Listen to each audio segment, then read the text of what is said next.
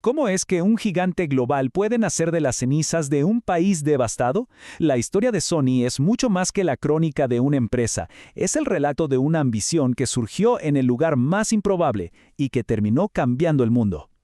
Esto que leemos parece la cita de un filósofo, ¿verdad? Pues no. Es parte del documento con el que se fundó una de las compañías de tecnología más influyentes del siglo XX. Es básicamente una declaración de principios que definió su ADN desde el primerísimo día. Pensemos en la escena por un momento. Tokio, 1946. La ciudad está en ruinas por la guerra, y en medio de toda esa devastación, en lo que quedaba de unos grandes almacenes bombardeados, un pequeño taller de reparación de radios abre sus puertas. Bueno, pues ese fue el comienzo de todo. Y claro, detrás de esta visión estaban dos hombres, el ingeniero Masaru Ibuka y el físico Akio Morita. Y su sueño no era para nada pequeño. Iban a reconstruir Japón usando el poder de la tecnología. El 7 de mayo de 1946 fundaron Tokyo Tusin Kogyo, o TOPSCO para abreviar. Y su capital inicial, pues nada de maquinaria, poquísimo equipo científico, su recurso más valioso era su propio ingenio y una determinación de acero. Y es que su propósito iba mucho, mucho más allá de las ganancias.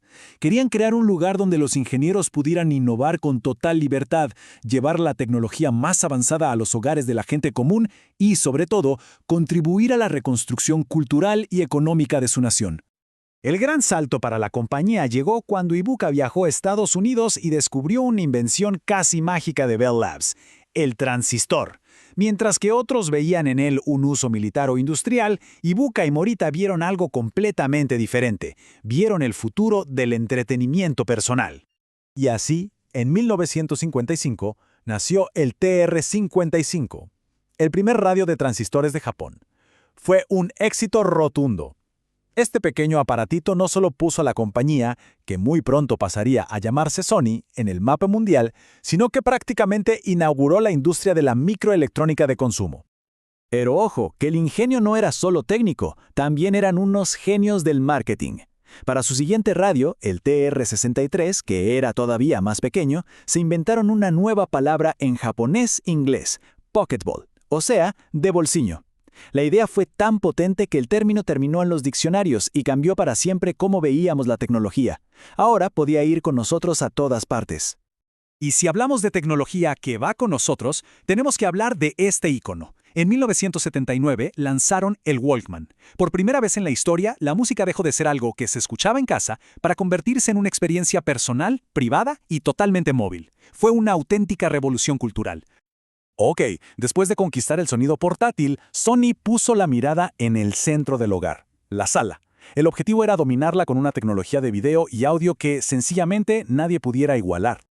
En 1968 lo lograron con el Trinitron. Y no era solo otro televisor a color. Su tecnología de tubo de imagen era tan, pero tan superior que ofrecía una nitidez y un brillo nunca antes vistos. Dominó el mercado durante décadas e incluso ganó un premio Emmy. El primero para un producto electrónico de consumo.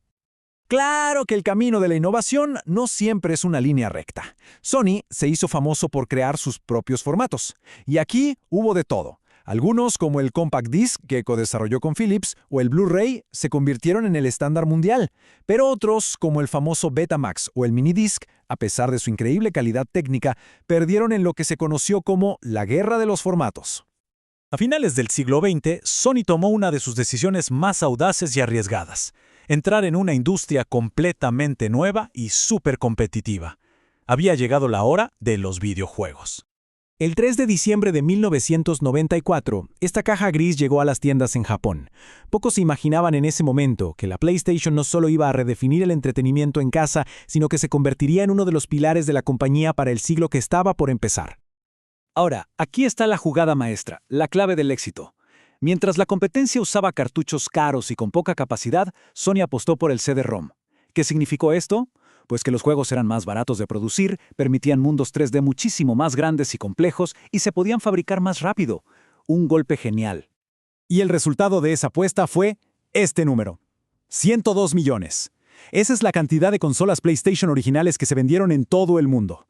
Un éxito absolutamente fenomenal que consolidó a Sony como un nuevo gigante en el universo del gaming. Pero el éxito no fue casualidad, ¿eh? Fue la combinación perfecta. Un procesador potentísimo para gráficos 3D, un control icónico que luego evolucionaría al increíble DualShock, una biblioteca de juegos legendarios que definieron géneros enteros y, por supuesto, ese sonido de inicio que quedó grabado en la memoria de toda una generación. Pero la ambición de Sony no se detuvo en la electrónica. Para nada. La visión era mucho más grande. Convertirse en un verdadero imperio del entretenimiento que abarcara todas las facetas de la cultura popular. La estrategia tenía un nombre: convergencia. La idea era simple y a la vez brillante.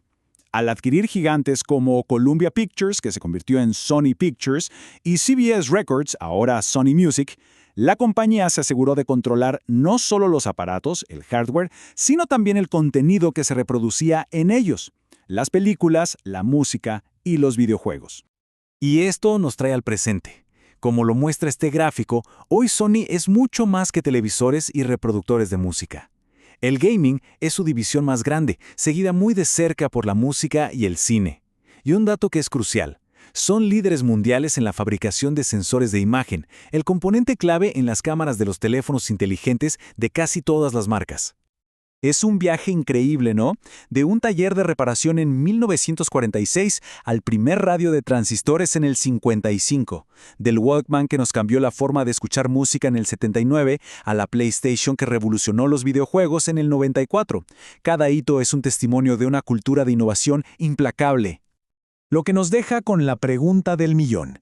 En un mundo donde la tecnología, el entretenimiento y la comunicación convergen cada vez más, ¿cuál será la próxima invención icónica de Sony? La historia nos sugiere que, sea lo que sea, intentará, una vez más, cambiar la forma en que experimentamos el mundo.